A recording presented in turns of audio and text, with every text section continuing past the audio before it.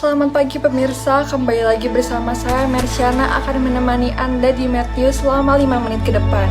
Berikut cuplikan sejumlah rangkaian video menarik untuk Anda mengenai pertumbuhan ekonomi kreatif di masyarakat pada masa pandemi. Inilah Matthews selengkapnya. Pandemi COVID-19 turut mengoyak angka pengangguran dan kemiskinan. Jumlah penduduk miskin Indonesia bertambah menjadi 27,56 juta orang. Keuangan Sri Mulyani memproyeksi ekonomi Indonesia tahun Pertimbangan ini ekonomi melompat sebagai penduduk dampak dari Indonesia atau biasa disebut sebagai Gini Ratio di masa pandemi COVID-19 tahun 2020 dengan masa membuat resiko penularan semakin tinggi. Apalagi penyampaian aspirasi yang tidak menggunakan masker Indonesia saat ini mulai transmisi melangkah ke fase terberat. Maraknya COVID-19 masih berlanjut sejak tahun 2020 hingga tahun 2021, sehingga menyebabkan angka pengangguran di Indonesia semakin meningkat. Menyadari hal ini, pemerintah mengupayakan sebuah solusi yang bisa mengatasi masalah ini, yaitu Undang-Undang Omnibus Law. Namun, ekspektasi tidak sesuai reaksi. Buruh, karyawan, mahasiswa turun jalan tanpa peduli lagi dengan keberadaan COVID-19. COVID-19 dinilai hanya akan merugikan satu generasi, sedangkan Omnibus Law akan merugikan bangsa untuk generasi ke depan. Lantas, apakah yang harus dilakukan?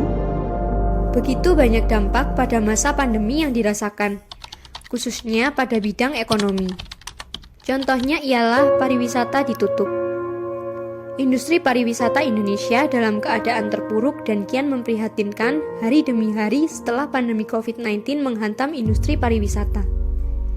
Yang kedua, pedagang dibubarkan. Pandemi sudah 2 tahun menghantui masyarakat Indonesia.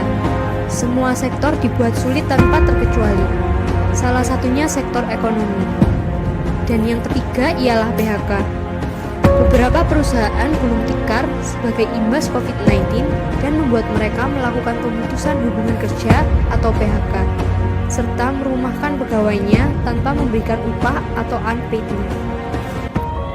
Akan dampak yang dialami pada masa pandemi ini, kita juga harus mempunyai solusi sebagai jalan keluar dari berbagai macam kesulitan.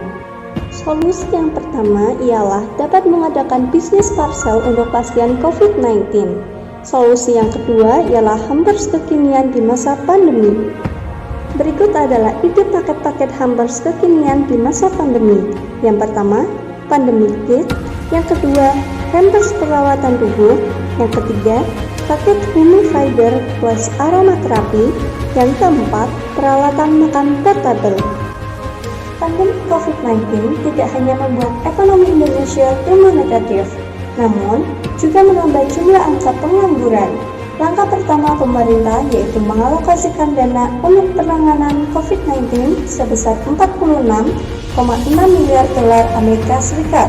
Langkah kedua adalah menyediakan program berupa insentif pajak penghasilan, relaksasi pembayaran pinjaman atau kredit, dan dalam waktu dekat akan dikeluarkan kebijakan relaksasi iuran jaminan sosial ketenagakerjaan untuk meringankan sekitar 56 juta pekerja sektor formal.